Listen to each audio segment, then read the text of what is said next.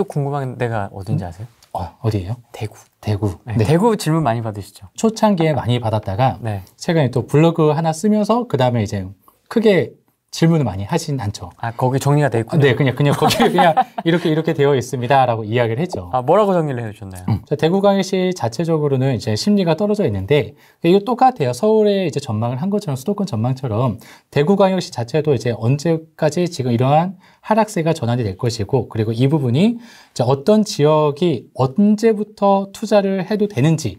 부분은 절대적인 가격을 좀 기준으로 많이 삼아 보았거든요. 자, 대구를 이야기를 하긴 했지만 다른 지역도 마찬가지예요. 그래서 이 부분을 잘 참고해서 돌아보시면은 굉장한 꿀팁이 될 수 있을 거예요. 자, 매매 가격의 20%에서 30% 고가 기준에서 하락을 하게 되면은 입지가 나쁘지 않음에도 불구하고 그러면 얘는 거의 하락의 끝물이다라고 볼 수 있어요. 자, 포항에서도 예전에 지진이 일어났었을 때 네. 가장 심하게 금이 나고 거의 손가락 한 개 정도의 금이 났을 정도로 굉장히 큰 금이 나는 2년밖에 되지 않았었던 대장 아파트조차도 그렇게 금이 났었었는데 얘도 20에서 30% 떨어지고 거기서 멈췄거든요. 지금은 굉장히 빠르게 올라갔죠. 자, 대구 시장도 마찬가지로 과거에도 20에서 30% 정도의 하락을 했었을 때 거기에서 끝 그 이상은 다시 또 올라가는 모습을 볼 수가 있어요. 물론 제가 가격만 가지고 이야기를 할 수는 없겠지만 그 정도의 가격대가 되었다라고 한다는 것은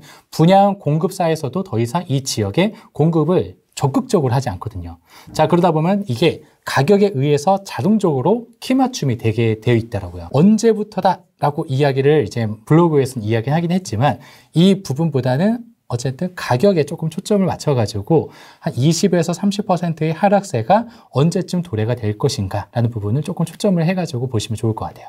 그거 언제쯤이라고 예상을 하세요? 저는 이제 그 블로그에는 23년도를 이야기를 하긴 했거든요. 내년도. 네. 아, 내년 2분기. 정도를 이야기를 했죠. 이 부분 이야기를 한 거는 제가 계속 혹시 오해하실까봐 그래요. 다른 거 다 잘라 듣고 이 기간이야 라고 하면서 거기에 내 모든 것을 막 이렇게 투자하시는 분들이 있을까봐 높아심에 이야기를 드리는 거예요. 그러니까 제가 이렇게 예측을 하고 하는 부분들은 이 상황과 현상들이 그대로 존재하는지에 대한 부분을 제 스스로 검증하기 위함이고 네. 제 스스로도 투자하는 데 도움이 받기 위해서 진행을 하는 거는 인데 다른 전제 조건들이 입주 물량이라든가 아니면 다른 지방 같은 경우는 산업에 대해서라든가 아니면은 제가 조금 전에 이야기했던 통화량이라든가 이러한 전제 조건이 빠져버리게 되면은 더 깊은 하락이 올 수도 있거든요. 그런 게 없다라는 가정하에서 만든 예측이다 보니까 이 부분은 참고로 보시고 그 다음에 조금 더 정독하셔가지고 그 한 분 한 분마다의 인사이트를 조금 더 키우시는 데 도움이 되실 것 같아요. 줄 대표님이 맞겠지. 내년이구나. 네, 내년 정도로 내년이구나. 보고 있습니다. 왜냐하면 이 대구가 전국구잖아요, 지금. 맞아요. 다들 째려보고 있는 네. 지역이라서 지금 네. 다들 눈치 보고 네. 야, 네가 먼저 선빵 쳐 지금 약간 이런 느낌이거든요, 네. 지금. 대구와 세종도 마찬가지죠. 아, 세종도 그렇습니까? 네. 네. 세종은 이게 또 너무 많이 이렇게 돼가지고. 네, 너무 많이 되었지만 또 그만큼 많이 하락을 최근에 또 하고 있는 부분들이 있죠. 물론 이제 세종 자체가 분상지 지역이다 보니까 네. 그래서 분양가에서는 굉장히 큰 관심을 많이 갖고 있지만 네. 기존 구축 아파트 같은 경우도 굉장히 많은 사람들이 노려보고 있거든요. 대전에 대한 가격의 상승이 오랫동안 유지가 되었고 있는 와중에 세종은 어느 순간부터 약간 꺾인 부분이 분명히 도래가 되었거든요. 근데 물론 이 세종 자체에 대한 어떠한 현황 그리고 어떤 호재나 뭐 이런 것들이 때문에 올라갔다기보다는 이제 더불어민주당에서 어떠한 발언과 어떤 언급 때문에 순간적으로 두 번의 껑충껑충 뛴 경향이 있어요. 그래서 이런 부분들을 좀 감안해서 본다 하더라도 약 30% 정도면은 이 지역도 괜찮지 않을까? 라고 하면서 이제 세종도 그런 식으로 관망하시는 분들이 꽤 많아요. 자, 근데 여기에서 또 중요한 게 예비 수요자예요. 이렇게 관망하시는 후랭이님, 저 모두가 예비 수요자란 말이에요. 네. 돈이 있고 이제 쳐다보고 있는 분들.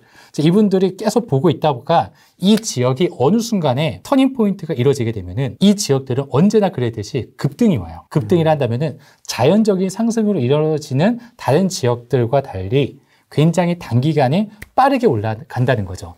자, 그러면 단기간에 빠르게 올라갈 때는 여러분들도 그렇고 저도 그렇고 후랭님도 그렇고 그 기간을 정확하게 잡아서 투자할 수가 없어요. 이런 지역들 같은 경우는 내가 원하는 가격을 미리 세팅을 해놓고 그 가격대에 사놓고 그냥 기다려야지만 어느 정도의 투자 수익을 거둘 수가 있더라고요. 그러면 대구나 세종은 대표님의 그 레이더에 좀 들어가 있는 지역들입니까? 그렇죠. 계속 모니터링을 하죠. 임장도 자주 가고.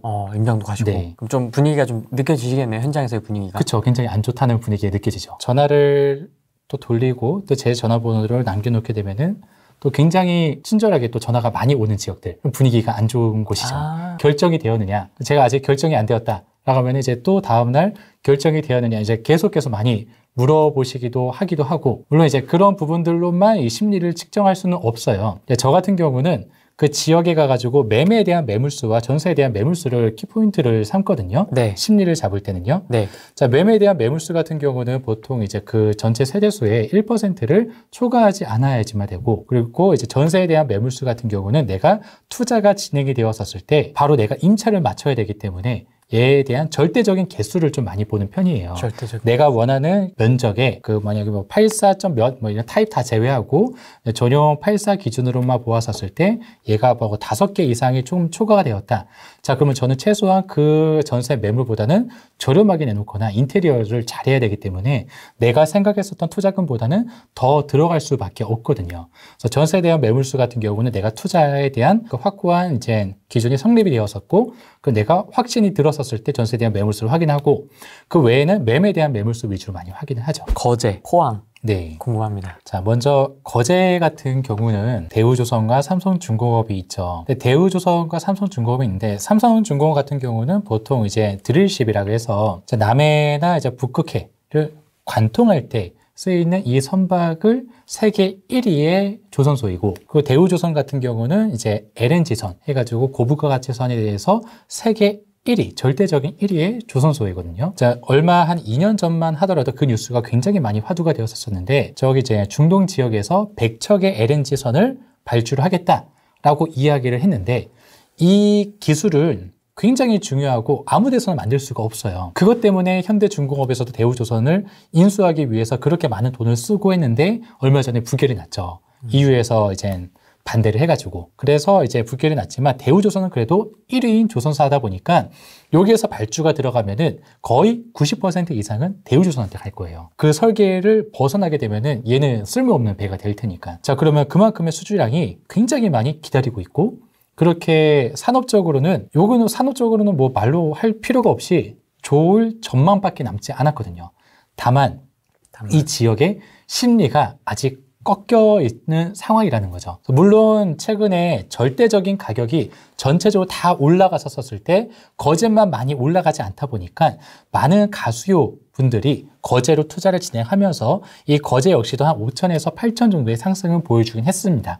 하지만 다른 지역, 그러니까 거제와 비슷한 규모의 다른 지역들과 비교를 해봤었을 때는 절대 가격이 그렇게 높다라고 보기는 또 어려워요. 그래서 이런 가격들과 좀 견주어 보았었을 때 조금 더 장기적인 플랜을 가지고 있다라고 본다면은 거제 역시도 나쁘지 않은 지역이 될 수가 있겠죠. 그리고 거제도 KTX 그것도 들어와서, 물론 이제 상동동이 들어오지 않고 사등면으로 들어오면서 약간 거리가 떨어져 있는 구간으로 들어오긴 했지만, 그래도 KTX가 들어왔냐 들어왔지 않냐는 굉장히 큰 이슈가 될 수가 있거든요. 그래서 그런 부분들로 인해 가지고 남해로 이어지는 이 KTX 라인들도 잘 살펴보시면은 경남 지역에서 나름의 꿀투자가 또 될 수도 있을 것 같아요. 포항 같은 경우는 이제 상승기를 한번 좀 맞아보다 보니까 이제 상대적으로 사람들이 많이 접근하지 않아요. 사실 이제 포항은 경상북도에서 1위인 지역이에요. 대구가 빠져 있으니까. 자, 그럼에도 불구하고 우리가 뭐 전라북도의 1등은 어디야? 물어보면 전주. 경상남도의 1등은 어디야? 뭐 창원. 다 이야기를 하는데 경상북도의 1등은 어디야? 그러면 구미인가? 포항인가? 경산인가? 그래서 그냥 갸우뚱 하시는 분들이 많아요. 그 말인즉 포항이 이제 절대적으로 예전에는 1등인 지역이었었는데 대구로 퍼지는 시장들이 경산과 구미의 힘이 워낙에 커지다 보니까, 그리고 KTX 라인 자체가 이쪽으로 꺾여져 있는 부분들이 많이 있다 보니까 상대적으로 좀 많이 소외가 되어서 이제 가수의 힘을 못 받다가 그 한참 상승기가 일어났었을 때 굉장히 또 급등을 보여줬었죠. 자, 근데 여기 안에서 포항에 대한 접근성이 일단 절대적으로 많이 떨어지다 보니까 가수요가 쉽게 접근을 하고 임장을 가기가 쉽지가 않은 지역 중에 하나거든요. 물론 이 지역 안에서는 포스코라는 절대적인 철강 기업이 다 잘 살아 있고 그리고 정말 많은 근로자가 이제 거주하고 있는 지역이기는 하지만 네. 이제 이 지역이 하락할 때는 마치 우리 방금 이야기했던 인천처럼 서울, 부천이 먼저 하락하지 않고 인천이 하락하는 것처럼 포항도 그러한 하락을 먼저 맛볼 수 있다는 거죠. 그래서 가수요가 절대적인 힘이 필요한 지역들, 이런 지역들은 그러니까 자연 수요 안에서는 가격이 하락을 했었던 경험들이 포항은 분명히 있거든요. 네. 그래서 이 지역에서 벗어나게 되면은 근로자들이 이제 여기서 일이 끝나게 되면 다른 지역으로 가지 내가 포항에서 평생 살겠어라는 생각을 잘 갖지는 않거든요. 자, 그러다 보니까 자연 수요만으로도 계속 여기 거주하기는 좀 힘든 지역이다 보니까 가수요가 들어와야 되는데 이 가수요의 힘이 어느 순간에 좀 많이 꺾여 있는 시장이 있긴 분명하거든요.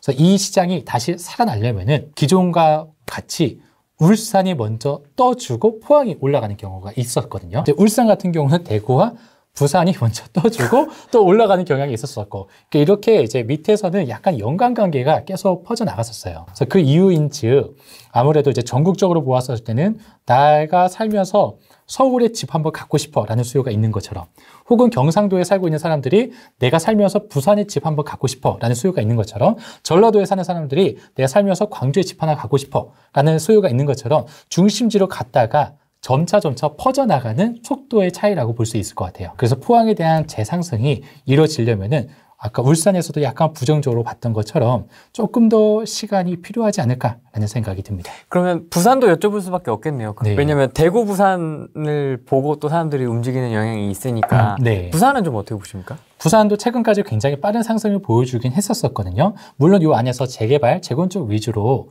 많이 들어가고 또 이제 뭐 일명 뭐 화가다 해가지고 이제 아무것도 없는 곳에서 그림 그려가지고 재개발 투자에 다시 한번 또 이슈가 강하게 일어나긴 했었지만 이 시장 역시도 아무래도 이제 전체적인 가격의 상승이 다 전반적으로 비슷한 시장인 것 같아요. 한 해도 이런 적이 없었었는데 2021년도, 2020년도 말부터 2021년도에 전국적인 시도가 다 빨간불이었었거든요. 거의 다. 이게 전국적으로 국지적으로 움직인다라고 이야기는 하고 있는데 너무 전국적으로 비슷하게 빨간색으로 올라가다 보니까 이 급등에 대한 영향은 전국적으로 다 미칠 수밖에 없거든요. 심리적인 불안감은. 그래서 부산 역시도 어느 정도의 하락세가 이어질 것이고 그리고 전국적으로 보아도 하락세가 어느 정도 이어질 것이다라고 봐요. 그래서 제가 말하는 전국적인 시도라고 이야기하는 것들은 광역시가 다 포함이 되어 있거든요. 그래서 이 광역시 안에서는 전국적인 시도가 다 하락세의 전망이 약간은 있긴 하지만 그 안에서도 절대 가격이 조금 더 올라가지 않았었던 광주광역시라든가 전라북도 안에서 이제 광역시급을 해주고 있는 전주시라든가 그러니까 절대적인 가격이 어느 정도 빨리 올라가다가 일찍이 멈췄었던 지역들은 가수요의 시장도 어느 정도 바라보고 있고 또 가수요들도 그 가격적인 측면을 상대적으로 한 번씩 바라보면서 투자에 진입을 하는 수요들도 요즘에 꽤 많아졌거든요. 공부를 열심히 해가지고. 그래서 그런 수요들도 있다 보니까 이런 시장에서는 어느 정도 보합세나 약상승까지도 바라볼 수가 있겠지만 이미 많은 상승, 즉 2년 동안에 최근 2년 동안에 빠르게 상승한 지역들 같은 경우는 조금 더 보수적으로 바라보아야지 지금은 조금 떨어졌다고 해서 나는 지금은 무릎이야라고 혼자만의 판단으로 접근하기에는 굉장히 좀 무리수가 있을 수 있다라고 바라보죠. 부산이 장난 아니었죠, 진짜. 그렇죠. 장난이라고 보기에는 조금 무서울 정도로 굉장히 빠르게 올라갔었죠. 화끈하게 올라왔었기 때문에